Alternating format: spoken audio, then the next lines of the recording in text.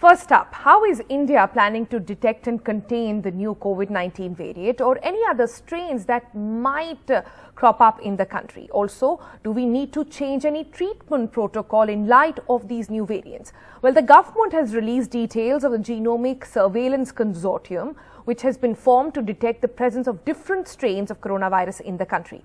Now, the consortium is being set up in light of the new strain, but it will not be limited to just the so-called super spreader strain. It will now be part of an aggressive search the government is on to try and see if there are any other variants found in the country as well. Now, how will this happen? So far, more than 50 samples of the UK returnees have already been studied by the genome sequencing. Now, what exactly is a genome sequencing? Genome is like a genetic fingerprint, like you and I have fingerprints. Genome is getting a genetic, unique sequencing of that variant, which is then matched. The hope is then to detect it, isolate it, and contain it so that it does not become a super spreader, as has been alleged and seen in several cases, including UK. What has India decided? India is saying that all positive cases since the 23rd of November will now be sent for genome sequences. Not all, about 5% of those samples will be sent in, and we will be picked up actually from all states across the country as well. Apart from this, just to ensure that there is proper representation. And what if the virus is already there, or what if a new variant has come up in the country? For that, they're also saying 5% of daily COVID positive cases will also be sent to approximately 10 labs in the country, which will also be looking into the details, the genome details of these variants as well. Now, to talk about the challenges here, what exactly is going to be the way forward, we have Dr. Sunila Garg joining us. She's an advisor at ICMR, somebody who was also part of that ICMR was part of that crucial meeting that took place to try and decide what are going to be the details of this consortium. Thank you so much for speaking with NDTV, Dr. Garg. Take us through what first up are, according to you, some of the key things that India needs to be looking out for, and some of the key challenges that are in mind when you look and you do an investigation, such an aggressive investigation to try and get to those new variants? Yeah, first of all, we already had 2 gene assays in place, but now with the UK variant and now with the South African variant or Nigerian variant, now we have become more cautious, and we had a task force committee meeting, you see, under the aegis of Niti Aayog, in which, different people had participated, and what we realized was that it is important now, since these mutations are part of life, and what UK variations have revealed that till now we have got almost 23 mutations have taken place. But one of the major mutation which has taken place is N501Y. So we need to look at now whole gene sequencing, and keeping into consideration that mutation, India banned the flights to UK from 22nd of December to 31st of December. Right. And that's where, we were looking at, the whole idea of this whole task force committee was that whether we have any alteration in the gene sequencing, so we must look at that from the perspective that whether existing medications are going to work, whether you see that means our standard treatment protocols or our vaccines are going to work, or so we need to be vigilant. And that's a crucial question. What did you find in that?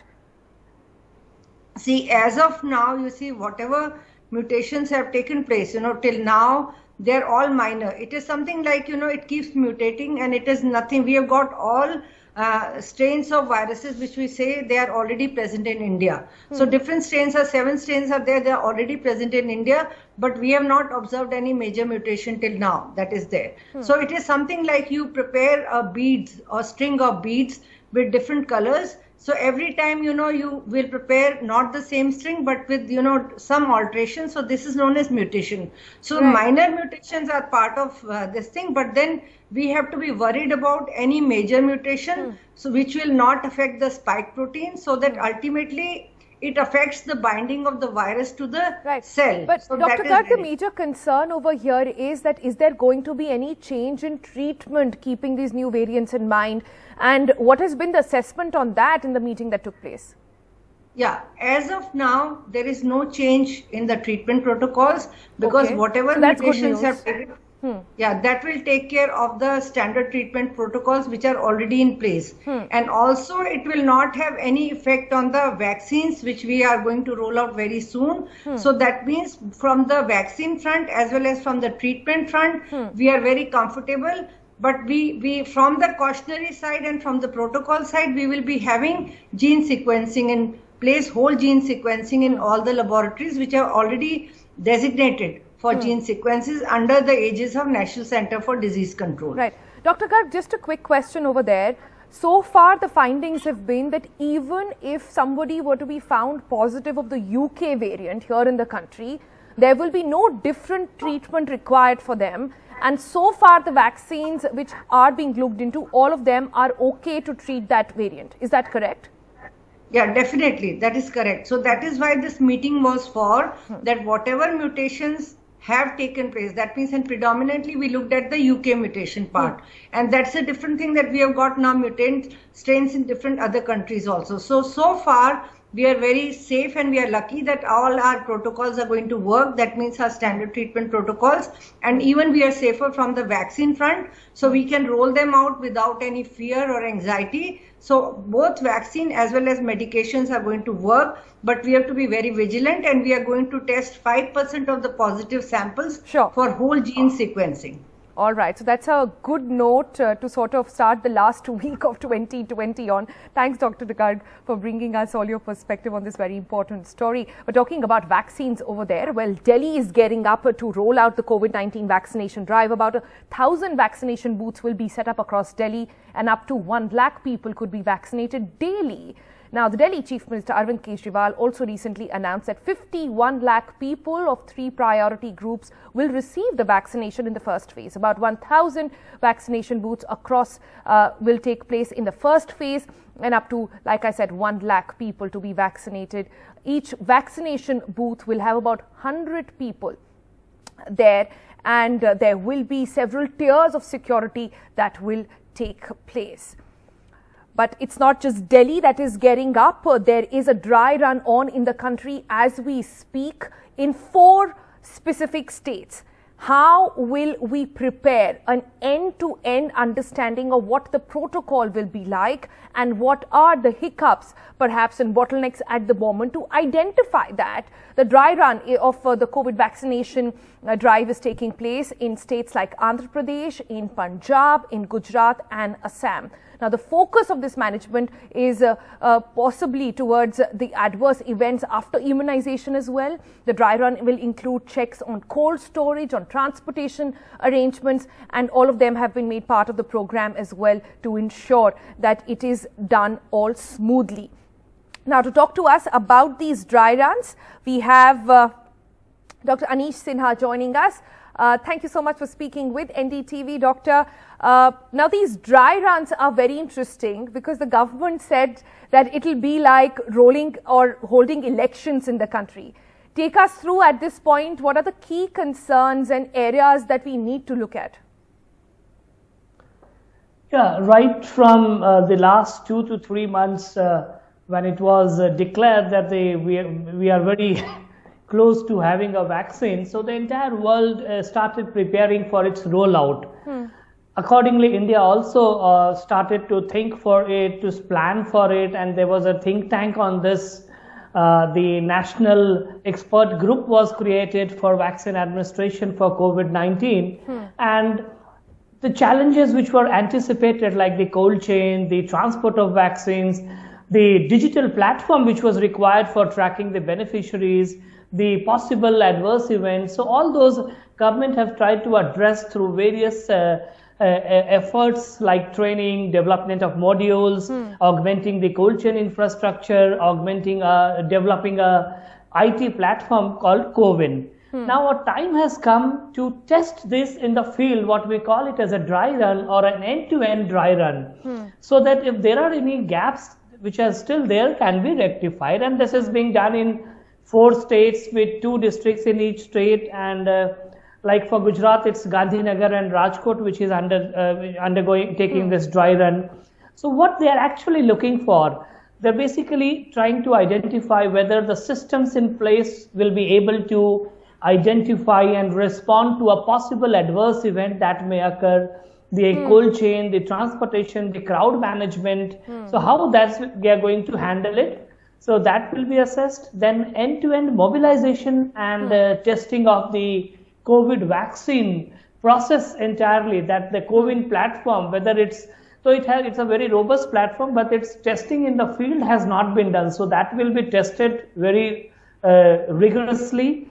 And the third important, because it's going to be a COVID era, as we all know, so the infection prevention and control measures that has to be put in place at the session sites. So even at the booths, so that is important. So there are standard protocols and guidelines have been issued for that also, and trainings were given. So whether that is being followed or not, so they will be doing this. Right. To run this Dr. is a Sinha, if I can interrupt you over there and ask you, do we have in the country enough medical professionals to carry out a drive like this? Yeah, so we shouldn't forget that our country runs the world's largest universal immunization program, immunizing 2.7 crore infants and almost 3 crore pregnant women on a yearly basis, and with multiple vaccines to the infants. Then we have successfully conducted pulse polio campaigns immunizing over 20 crore children in a short span of time. We conducted measles rubella campaign also, covering almost 20-25% of the entire population. So to me, we have these advantages, of course, because this is a much bigger drive than the names that I mentioned. Right. So some augmentation and better planning needed. So I think with the existing mechanism and the capacity that has been strengthened in last 2-3 months, we will be able to sail through in a reasonably good manner. All right, so we're all prepared for the vaccine. That's the takeaway that I'm taking from this. Dr. Sinha, thank you so much for joining us. But stay on. We have a couple of questions lined up for you as well. But first up, let's give our viewers a quick rundown on how India has done in the past 24 hours when it comes to COVID figures. Well, at the moment, about 20,000 fresh cases have come in. They're nearly 9% up than the previous day, and taking the total tally at the moment to over 1 crore at this time. Also, over 1,47,000 deaths have been reported. These are lives lost to the virus. Quick break. When we come back, we'll take you through all the international headlines on coronavirus and also be taking some viewer questions. Stay tuned.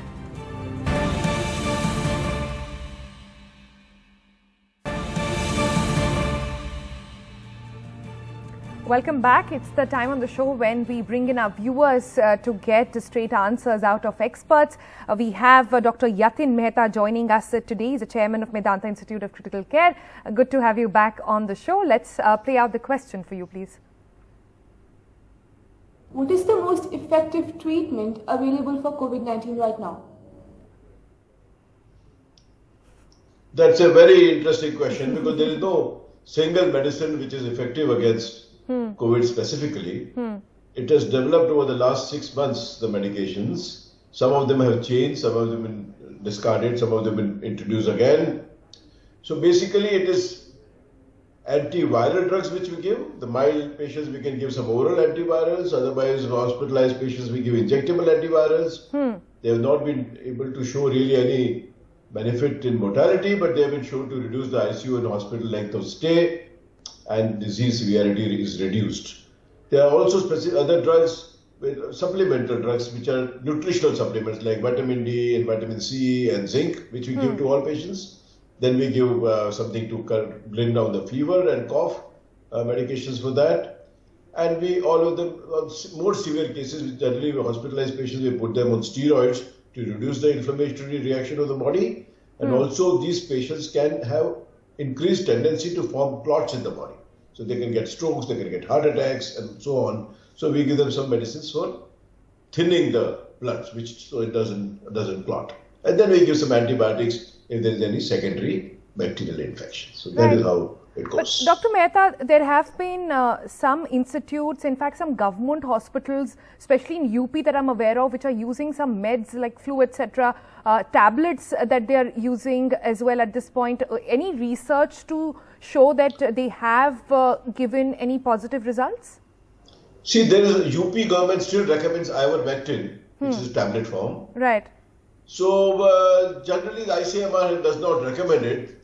It has been shown to as a post-exposure prophylaxis in some small studies, but as therapy, really it is very questionable whether it is of any benefit or not. I personally don't use it. So you wouldn't prescribe that to people here? I don't do that. No. Yeah. All right. Sir, also I have a question of my own. A lot of people have had this question online as well, that if you are recovering at home, for example, and in how many days do you stop transmitting the virus really? Because people are getting more and more tired of staying in home isolation. So some people say 10 days, 12 days. What is your understanding? If you are in home isolation, in how many days is it okay to sort of move around the house even with the mask on? See, generally, Sonal, mask should be anyway, even if you are fully recovered, should be kept on even afterwards. So there is no bravery for removing your mask, award for that. But basically, what has been found is conventionally people who are hospitalized, normally it takes about 4 or 5 days to symptoms to start after you are infected. So normally we say at 17 days after that they should be not infective. So normally if you say 3 weeks from the start of symptoms, if you are there, then your chances of being infective are very little. All right, so 17 days of mandatory isolation should be after followed. Symptom onset. Yeah. Right.